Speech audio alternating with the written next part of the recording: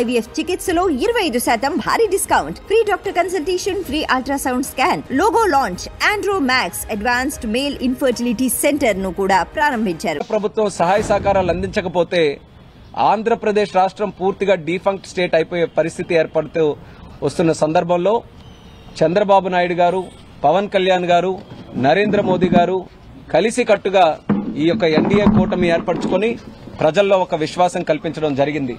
ఎన్నికల ముందే వాళ్ళందరికీ కూడా హామీ ఇచ్చాం. ప్రజలందరికీ కూడా మళ్లీ రాష్ట్రంలో చంద్రబాబు నాయుడు గారు, కేంద్రంలో మోదీ గారు వచ్చిన తర్వాత రాష్ట్రానికి అన్ని విధాలుగా న్యాయం చేస్తామన్న మాటని ఈరోజు నిజం చేసే విధంగా బడ్జెట్లో అన్ని విషయాలు కూడా రూపకల్పన చేశాం. బడ్జెట్లో సుమారు 15,000 కోట్ల రూపాయలు మన ఆంధ్రప్రదేశ్ రాష్ట్రానికి ఒక గౌరవాన్ని ఇచ్చేటటువంటిది, ఒక అడ్రస్ కల్పించేటటువంటి రాజధాని మన అమరావతి. దానికి 15,000 కోట్ల రూపాయలు స్పెషల్ ప్యాకేజ్ కింద కూడా ఈరోజు నిర్ధారించడం జరిగింది. మరి ఆ అమరావతి క్యాపిటల్ చూసుకుంటే సుమారు 33,000 మంది రైతులు 30,000 ఎకరాలకు పైగా భూమిని కేటాయిస్తే అదంతా కూడా శ్మశానం చేయాలన్న ఆలోచనతో జగన్మోహన్ రెడ్డి ఏ రకంగా కక్షపూరితంగా అక్కడ ఉన్నటువంటి రైతుల్ని కూడా ఇబ్బంది పెట్టారో, అమరావతిని ఏ రకంగా అభివృద్ధి చేయకుండా చూశారో మనం అందరం చూశాం.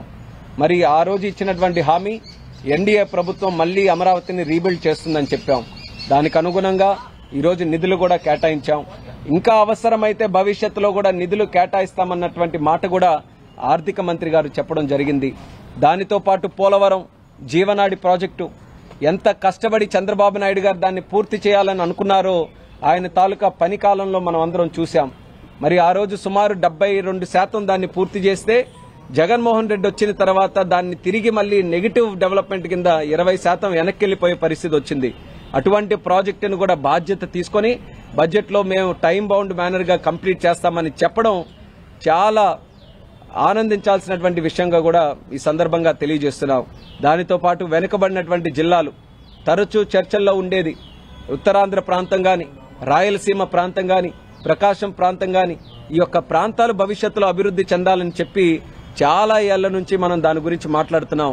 ఈ రోజు మోదీ గారి తాలూకా సహకారంతో దానికి సంబంధించి ప్రత్యేకమైనటువంటి నిధులు కూడా వస్తాయనే బడ్జెట్లో కూడా దానికి రూపకల్పన చేశారు. అలాగే ఇండస్ట్రియల్ కారిడార్స్, మన ఓర్వకల్లు గాని, కొప్పర్తి గాని అలాంటి నోట్స్ ను కూడా సెలెక్ట్ చేసుకుని దానికి కావలసినటువంటి ఎమ్యూనిటీస్ అన్ని కూడా క్రియేట్ చేసి ఆ నోట్స్ ని భవిష్యత్తులో డెవలప్ చేస్తామని చెప్పి హామీ కూడా ఇవ్వడం జరుగుతుంది బడ్జెట్ ద్వారా. సో ఇన్ని రకాలైనటువంటి కార్యక్రమాలు ఇది ప్రజల్లో ఒక విశ్వాసం ఖచ్చితంగా ఈ రోజు జాగృతి చేయడానికి ఈ యొక్క బడ్జెట్ ఖచ్చితంగా ఉపయోగపడుతుంది. మరి 5 కోట్ల మంది ఆంధ్రప్రదేశ్ రాష్ట్ర ప్రజలందరి తరపున కూడా హృదయపూర్వకమైనటువంటి ధన్యవాదాలు నరేంద్ర మోదీ గారికి తెలియజేస్తున్నాం. మొన్ననే చంద్రబాబు నాయుడు గారు కూడా ఢిల్లీ వచ్చినప్పుడు ఇదే విషయాల మీద గట్టిగా స్ట్రెస్ చేసి కూడా చెప్పడం జరిగింది.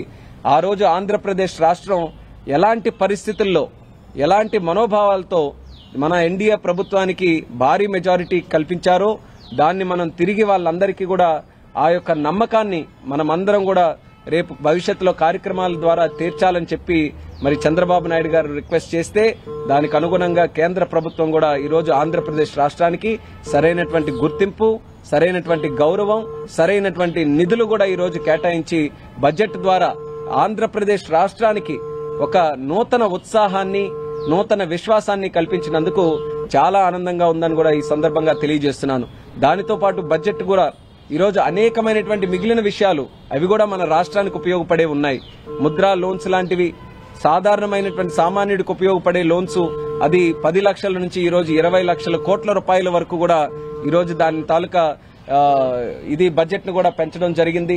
అలాగే ష్రింప్ ప్రొడక్షన్ ఏదైతే ఆక్వాకల్చర్, ష్రింప్ కల్చర్ మన ఆంధ్రప్రదేశ్ రాష్ట్రంలో చాలా పెద్ద ఎత్తున జరుగుతుందో దాన్ని కూడా ప్రమోట్ చేయడానికి నిర్మలా సీతారామన్ గారు కొన్ని చక్కనైన నిర్ణయాలు తీసుకొని ఆ ఇండస్ట్రీని కూడా ప్రమోట్ చేస్తున్నారు. దాని తాలూకా లాభం కూడా మన ఆంధ్రప్రదేశ్ రాష్ట్రంలో ఉన్నటువంటి ష్రింప్ ప్రొడక్షన్ కంపెనీస్ కి చాలా మందికి ఉపయోగపడుతుందని కూడా ఈ సందర్భంగా తెలియజేస్తున్నాను. ఇన్ఫ్రాస్ట్రక్చర్ మీద, ఇండస్ట్రీ మీద, మ్యానుఫ్యాక్చరింగ్ మీద, స్కిల్లింగ్ మీద, ఎంప్లాయ్మెంట్ క్రియేషన్ మీద ఇలాంటి అంశాల మీద ప్రధానమైన దృష్టి ఈ బడ్జెట్ ని కూడా రూపకల్పన చేసినప్పుడు పెట్టడం జరిగింది. దాని ద్వారా మన తాలూకా యువతీ యువకులు ఎవరైతే చదువుకున్న వారు ఉన్నారో, స్కిల్డ్ ఉన్నారో, అన్స్కిల్డ్ కూడా ఎవరైతే ఉన్నారో వాళ్ళందరినీ కూడా టార్గెట్ చేసుకుని వాళ్ళకి భవిష్యత్తులో ఉద్యోగ అవకాశాలు రావాలి, లేనిచో వాళ్లే సొంతంగా కంపెనీలు పెట్టుకుంటామన్నా, స్వయం ఉపాధి వైపు అడుగులు వేస్తామన్నా వాళ్ళకి సహకారం కేంద్ర ప్రభుత్వం నుంచి అందించాలనే విషయం స్పష్టంగా ఈ బడ్జెట్ ద్వారా మనకు కనిపిస్తుంది. అంటే దేశంలో ఉన్నటువంటి యువతీ యువకులు ఎవరైతే ఉన్నారో వాళ్ళకి ప్రధానమైన కేంద్ర బిందువుగా చేసుకుని ఈ బడ్జెట్ ని రూపకల్పన చేశారు. కాబట్టి దేశ స్థాయిలో కూడా చాలా అభినందించాల్సినటువంటి బడ్జెట్ గా ఈ సందర్భంగా తెలియజేసుకుంటున్నాను. దీని తాలూకా లాభం రేపు చూస్తారు మీరందరూ కూడా. ఏ రాజ్యం ఎంత యాక్టివ్ గా ఉంటే కేంద్రం ప్రవేశపెట్టినటువంటి అంశాలని అంత చక్కగా అవలంబించుకొని ఆ రాష్ట్రాలు గాని ఆ రాష్ట్రంలో ఉన్నటువంటి సెక్టర్స్ ని గాని డెవలప్ చేసుకోవడానికి మంచి అవకాశం ఈ బడ్జెట్ కూడా కల్పిస్తుంది. ఈ బడ్జెట్ ని సంపూర్ణంగా స్వాగతం పలుకుతున్నాం.